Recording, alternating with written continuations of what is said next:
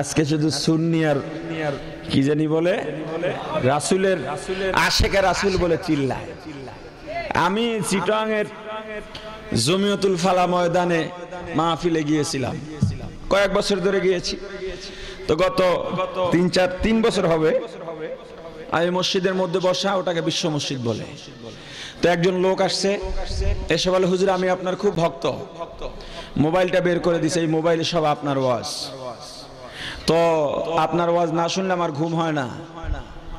আমি শুকরিয়া আদায় করলাম, তাকে মোবারকবাদ জানালাম। উনি বললেন, হুজুর আমি একটা বিষয় জানতে চাই। কি? বলে ভয় লাগে। আমি ভয় নাই, আমি বাঘও না সিংহ না, আপনি বলেন। উনি বললেন, আপনি সুন্নি না ওহাবি? তো আমি বললাম, আপনার কি মনে হয়? ওহাবি লাগে। আমি বললাম, জি আমি ওহাবি, তবে পরিপূর্ণ হইতে পারি নাই, খাঁটি ওহাবি হওয়ার চেষ্টা করতেছি। উনি মাথায় হাত দিছে, আস্তাগফিরুল্লাহ, কি করলাম এতদিন, কার ওয়াজ শুনতাম এতদিন। আমি বললাম, আপনি কি? কয় আমি মাশাআল্লাহ সুন্নি। তাই আমি বললাম, সুন্নি কাকে বলে? কয় এত কিছু বুঝি না, রাসূলের মহব্বত দিলে থাকলেই সে সুন্নি। এর মধ্যে আরেকটা এসে বসছে ওর সাথে, কয় হুজুর যে ওহাবি। কইছিলাম না আগেই এটা ওহাবি, চল এখান থেকে চল। তাই আমি বললাম, না আমার একটা উত্তর দিয়ে যেতে হবে আপনাদের, ওদের কথা তো সব বুঝিও না। তো সুন্নি কাকে বলে সেটা বলেন, আর ওহাবি কাকে বলে সেটাও বলেন। যদি সুন্নি ওহাবি দুইটা আমাকে বলতে পারেন কোনটা ক্ষতি কোনটা ভালো, আমি যেটা ক্ষতির দিক সেটা ছেড়ে দিব, ভালোটা গ্রহণ করব। এখন কথা কয় না, কয় এত ব্যাখ্যা টাকা লাগবে না, ওহাবির সাথে আমাদের কোনো বৈঠক নাই। আমি কই না, আপনি যে সুন্নি সেটা প্রমাণ দিয়ে যেতে হবে। বাকি আমার গবেষণায় বলে প্রত্যেকটা মানুষকে খাঁটি ওহাবি হতে হবে, সঙ্গে সঙ্গে খাঁটি সুন্নি হতে হবে, না হয় জান্নাত পাবে না। ওদের মাথা আরো গরম, আমার কাছে ব্যাখ্যা চাইতেছে। তা আমি বললাম, কি বয়ানে গিয়ে সবার সামনে দিব না এখানে দিব? কয় ওখানে গিয়ে ফেস লাগানোর দরকার নেই, এখানে বলেন। আমি বয়ানেও বলেছি, ওদেরকেও বলেছি। আচ্ছা আপনারা বলেন, সুন্নি এটা সুন্নত থেকে, কিসের থেকে? সুন্নি নিয়ে আসলো থেকে, এটাকে ইয়ায়ে নিসবতি বলে আরবি গ্রামার অনুযায়ী। যেমন মনে করেন আমরা হুজুরকে কি বলি? তাফাজ্জুল হক। কথা বলেন। আপনাদের এলাকার নাম তো হবিগঞ্জ, এই গঞ্জি কেন বলেন? এটা হলো হুজুর এই হবিগঞ্জে বসবাস করেন।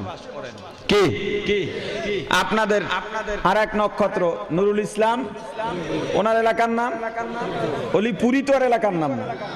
এই রিটা পাইলেন কোথায়? মানে সে ওই এলাকার মানুষ, ওখানে বসবাস করে। তো সুন্নি মানে যার মধ্যে সুন্নত আছে, যার মধ্যে সুন্নত আছে।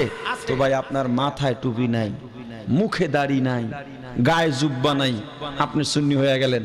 আর আমার মাথায় টুপি, মুখে দাড়ি, গায়ে নিসপোশাক জুব্বা, নামাজও পড়ি, তেলাওয়াতও করি, মাঝে মাঝে তাহাজ্জুদের চেষ্টাও করি, আমি সুন্নি হতে পারলাম না। এখন কহা বুঝি, ওহাবি কেন হওয়া লাগবে সেটা বলেন। আচ্ছা আপনারা জবাবটা দিবেন। আল্লাহ তাআলার, আমরা যেটা স্বাভাবিকভাবে জানি, আল্লাহ তাআলার গুণবাচক নাম কয়টা? জোরে বলেন। এর মধ্যে একটা নাম আছে ওয়াহাব। কি আছে? জোরে বলেন। ওয়াহাব কে? ওয়াহাব কে? ওয়াহাব কে? ওয়াহাব কে? সবার জবান দিয়া বলেন, ওয়াহাব কে? ওয়াহাবি, ওয়াহাবি, ওয়াহাবি। জোরে বলেন, ওয়াহাবি। এই ফয়সালা কিন্তু আপনারা দিছেন, আমি দেই নাই। আমি কিন্তু একবারও কিচ্ছু বলি নাই, আমি শুধু ওয়াহাব বলছি, ওয়াহাবি বলছি, অর্থ বলছেন আপনারা। সুন্নি সুন্নাতওয়ালা, ওয়াহাবি।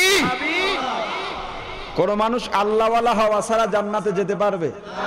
সুন্নাতওয়ালা ছাড়া পারবে? আমার আলোচনাটাই এই দুইটা জিনিসের সেতু বন্ধন। এখান থেকে আরো যে আমরা মুসলমান হয়ে রাসূলের আদর্শ মানতেছি না, অথচ এক হিন্দু লিডারের কথা বললাম, আর একটা খ্রিস্টান শীর্ষস্থানীয় এক খ্রিস্টান ইতিহাসবিদের কথা বলতাম, সময় হবে না।